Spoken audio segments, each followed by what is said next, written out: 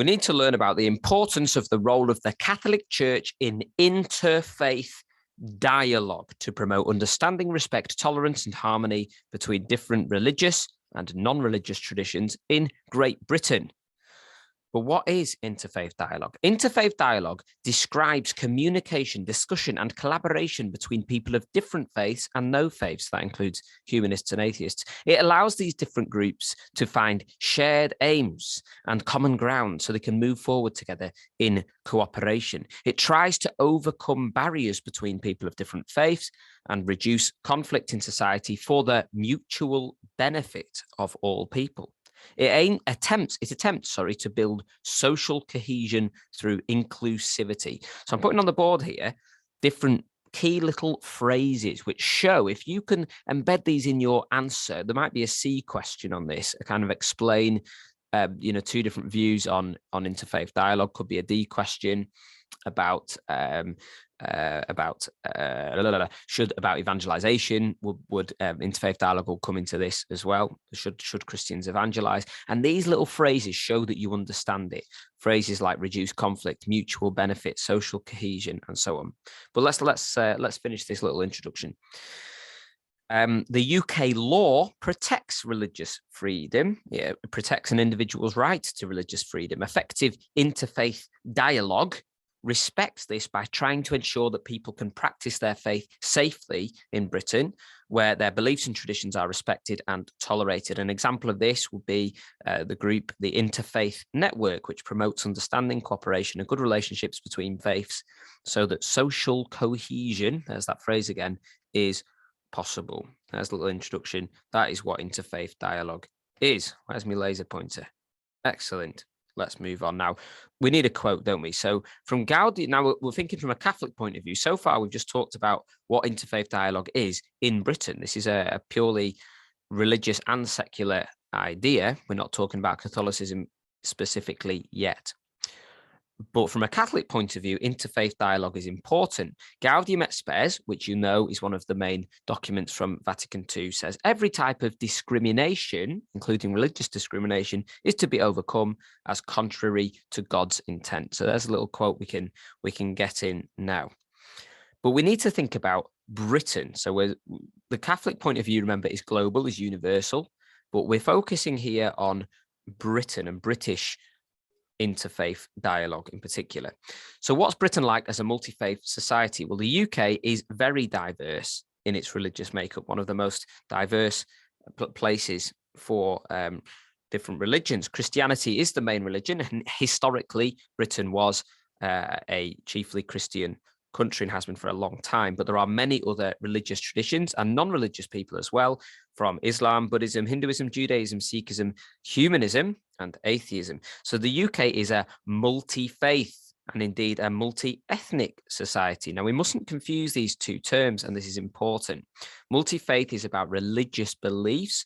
Multi-ethnic is effectively about where your ancestors are from, or what race you consider yourself to be, or what country and what language you consider yourself to come from. So these are two different terms. There is some overlap. Catholics, of course, are amongst people from all different ethnicities throughout the world, different languages, different races, but there are many religions where there is a prevalence of one particular ethnicity within that religion. Judaism, for example, many Jews, not all, but many Jews, Orthodox Jews especially, will consider that Judaism is in fact an ethnicity as well as a religion. Hinduism as well. Many Hindus would say Hinduism is tied very much to being Indian from the Hindus area.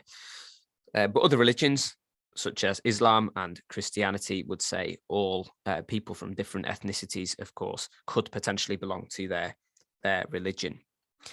So Britain has always been a diverse place, though historically mostly Christian. But we have had religious and ethnic diversity for a long time. And of course, there are many positives to this. There are, as people experience different religions, they can become more tolerant and understanding of difference. misconceptions about different religions can be corrected when we live together with different people and discuss things together. We might have some prejudice or some misunderstanding about a certain religion, and it can be addressed because we can talk. We're near each other. We can see. We can discuss. We can find things out. That's one of the positives. Interfaith events can unite people of different faiths in one community. I'll give you one personal example. When I went to university, I studied religious studies. And I was also heavily involved in a number of different religious groups on campus. I'm a Catholic, so I was going to mass, but I also went to the Islamic prayer center from time and had some friends there. And I went to the Jewish Society. And in fact, I was the secretary of the Jewish Society for a while. And I would go along to other events as well. I would go to Quaker meetings, and I would go to the Anglican and Methodist services as well. I'd go to the Orthodox divine worship on a Saturday morning. And it really gave me a sense of all the many different religious beliefs that we had at our university in Lancaster. Great experience. And once a term, we would have something called Faith Share, which was an example of an interfaith event where we'd come together and we'd try and find some shared beliefs, but also we looked at, celebrated, and talked about our differences as well. That didn't mean we had to all agree with each other's difference. You can't do that. It doesn't make sense to do that. You can't believe Jesus is God and believe Jesus is not God at the same time. But by discussing it, you are building bridges, building friendship, and you're coming to tolerate the differences better. That said, there are challenges of religious diversity, of course. Minority religious or ethnicities can experience racism and discrimination of different types. And fear of a religious group based on misunderstanding can lead to violence and terrorism. Religious extremism can lead some people to be more intolerant of mainstream religions, and religious or ethnic groups may be blamed for problems in society. We call that scapegoating, don't we?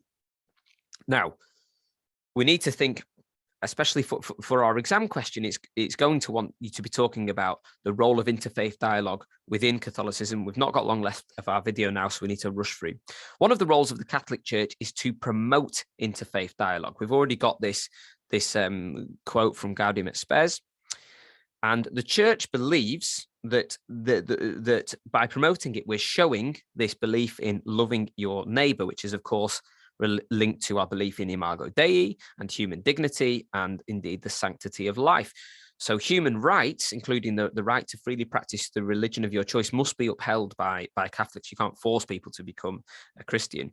Interfaith dialogue for Catholics is a way of showing love for all and respect for different religions. And this was formulated, discussed, and written about, especially at the Second Vatican Council in the 1960s, that there are indeed universal truths amongst religions. The Catholic Church teaches, of course, that the Church holds the full truth, the whole truth, but there are other truths. Here's a quote. The Church gladly acknowledges whatever is true and holy in other religious traditions. And that's not from the Second Vatican Council, but it's from an encyclical by St. Pope John Paul II, Redemptoris Missio, another really good quote to back up the Church's view on this. So the Church does believe Christianity is true, that the other religions are not completely true, but there is truth and there is goodness, and there are things we can learn. There is even holiness within some other religions. Now, here's another quote from Second Vatican Council. The Church urges her sons, that means all Catholics, men and women, to enter into discussion with members of other religions. So again, that's direct proof that the Church promotes interfaith dialogue. Now let's look at some examples of the Church promoting it in the UK. The UK Catholic bishops, they encourage Holocaust Memorial Day. They visit non-Christian places of worship and will dialogue with other religious leaders that are not Christian. They produce resources like the Interfaith podcast. There's one called In Their Own Words, which is really interesting to listen to, where people from 9 different religions in the UK talk about their faith. And then again, that's a resource given by the UK Catholic bishops. It's worth having a look at that, actually. What about Pope Francis? He believes that religious dialogue is a way of promoting human dignity. So we've got that link back there to Imago Dei, sanctity of life, and so on.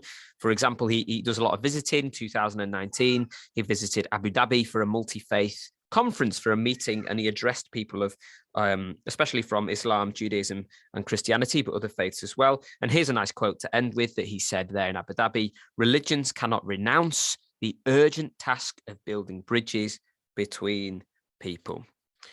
So there we go. That's our 10 minutes. We've covered there a lot of things that I'm sure you've already covered about interfaith dialogue. Again, this will be more of a C or a D question that you need to prepare for here. There'll be potentially a focus on this pros and cons kind of thing of religious diversity, the positives and challenges. And of course, this whole interfaith thing links very much to the evangelization topic as well, but we'll leave that for another time. Thank you. Au revoir. Ta-ta for now.